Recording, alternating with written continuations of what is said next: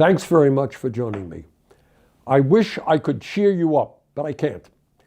This is an unprecedented and dangerous moment in modern American history under a president who is increasingly unhinged and every day is moving us toward an authoritarian society with more and more power resting in his own hands. While the situation is frightening, I am absolutely confident that if we stand together and not let Trump and his friends divide us up, we can and will prevail. And the good news is that even more and more Republicans are understanding the folly of standing with Trump on both policy and political issues, as polls indicate that he is becoming more and more unpopular.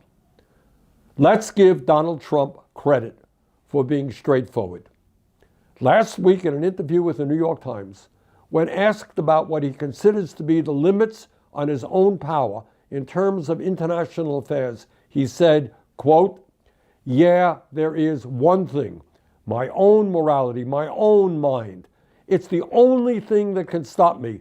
I don't need international law," end quote. Trump says he doesn't need international law. And as a result, Trump believes he has the right to attack Venezuela without congressional approval, the right to threaten to go to war against Denmark, a long-standing NATO ally, in order to take over Greenland, and to threaten Mexico, Colombia, and even Canada. In other words, Trump is right. He has no respect for international law, which means that no other country on earth will have respect for international law. As a result, we will move to international anarchy, where any act of violence, for whatever reason that any country or terrorist group thinks is acceptable, will be done. And that is a horrific situation. But it is not just his disregard for international law. It is his contempt for the Constitution of the United States and for the rule of law here at home. He has continued to illegally rescind money that Congress has appropriated for everything from education to climate change. He has denied funding to states that committed the crime of voting against him in an election. He has attacked federal courts that ignored court orders. He has sent FBI agents into a Washington Post reporter's home. He has attacked media, which has not bent the knee toward him. He has withheld funding from universities whose curriculum he disagrees with. He is renaming federal buildings after himself. He is investigating his political opponents, including the conservative chairman of the Federal Reserve, multiple United States senators, and the Attorney General of the state of New York. And he is pressuring states to redraw congressional maps so that his favored candidates win. Donald Trump does not disagree with his opponents. He is attempting to destroy his opponents. In other words, plain and simple, when you add all of this up and more, Trump is undermining the foundations of American democracy and everything this country has stood for since its inception. And as bad as all of that is, we now have the situation in Minneapolis. An unarmed American citizen, Renee Good, was shot in the head by an ICE officer in broad daylight. Instead of demanding accountability for her killing, the Trump administration's first instinct was to lie, describing her as a domestic terrorist and offering the officer absolute immunity. This, by the way, as you may recall, is reminiscent of how the January 6th insurrectionists were redefined by Trump as peaceful protesters and pardoned. In other words, when people are trying to overthrow the government of the United States violently, they are peaceful protesters, they are pardoned.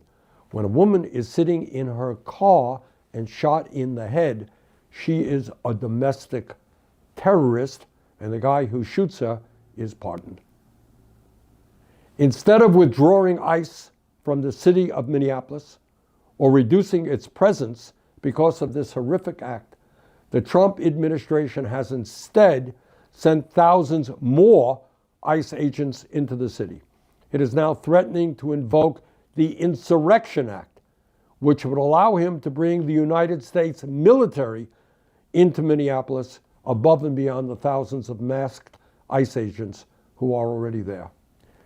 In other words, the Trump administration's response to peaceful protest is a military takeover of a major American city. This is not only an outrage unto itself, it sets a precedent for the U.S. military to be deployed domestically against Trump's perceived opponents. Meanwhile, in the midst of all of these moves toward authoritarianism, let's not forget that the billionaire class is getting richer and richer, while 60% of our people live paycheck to paycheck. Our healthcare system is collapsing, people can't afford housing, and grocery prices are still rising. 800,000 Americans are homeless in this country. Working families can't afford to feed their kids, and Trump is looking for a war with Denmark to annex Greenland. That is the world we are living in. So, where do we go from here? Just a few points. First, the American people are sick and tired of masked ICE agents shooting people, pulling them, dragging them from their cars, arresting and detaining children, and deporting people who have lived and worked peacefully in this country for decades. The American people want, and Congress must deliver, comprehensive immigration reform and a path toward citizenship.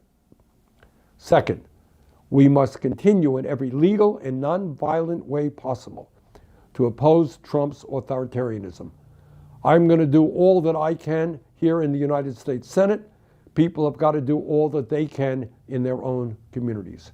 Third, we must focus on the midterm elections next November. If we can defeat Republicans in the House and in the Senate, we can, to a very significant degree, slow down Trump's authoritarianism and put an end to his efforts to undermine American democracy. These are dangerous times, but we must never forget this. Real change has never come from the top on down. It has always come from ordinary people standing together, protesting, organizing, and fighting for justice. Democracy is not something that we inherit. It is something that we fight for. And if we do that, if we stay engaged, if we stay united, we will not only defeat authoritarianism and oligarchy, we will build a country that finally works for all of us, not just the few. Thank you very much.